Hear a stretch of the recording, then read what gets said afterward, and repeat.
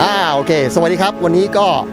AppliCAD อีกเช่นเคยครับวันนี้พาลูกค้า Subscription ลูกค้ารายสำคัญของเรานะครับมาผ่อนคลายสวนน้ำรามายณะนะครับวันนี้มีกิจกรรมมากมายก็ลูกค้าเราวันนี้เดี๋ยวมีทีมกิจกรรมมาช่วยดูแลแล้วก็มีทีมสตาฟดูแลเรื่องความปลอดภัยด้วยครับก็ขอขอบพระคุณทุกคนที่เป็นลูกค้า AppliCAD นะครับวันนี้ก็ขอให้สุขสนานเดี๋ยวเราตามไปดูกันต่อวันนี้มีเรื่องสนุกๆเยอะเชิญเลยครับสวัสดีครับ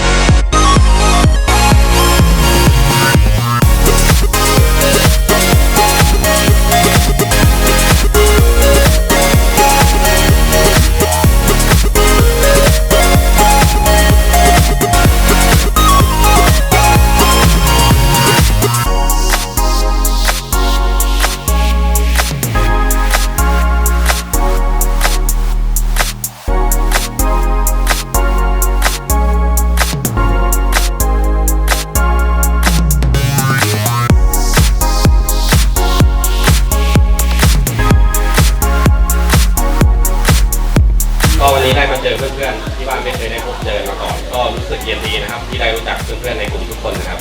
แล้วก็กิจกรรมแต่ละฐานที่เราทำนะครับเราก็รู้สึกเราทำงานเป็นทีมครับขนาดเราไม่เคยเจอกันมาก่อนเรายังร่วมมือร่วมกิจกรรมที่มันสำเร็จนะครับตื่นเต้นมากครับตื่นเต้นมากที่ได้มาร่วมกิจกรรมกับทุกคนหลายกลุ่มนะครับ ตอนนี้คือที่สุดกรรมการวางแผนทำให้เราเก็บคะแนนไม่ได้นี่ไงบอกหน่อยแต่ว่าอยากขอบคุณทีมทุกคนค่ะโอ้ขอบคุณทีมสนุกค่ะขอบคุณทุกคนที่นิสัยดีมากค่ะไม่มีคนดุเลย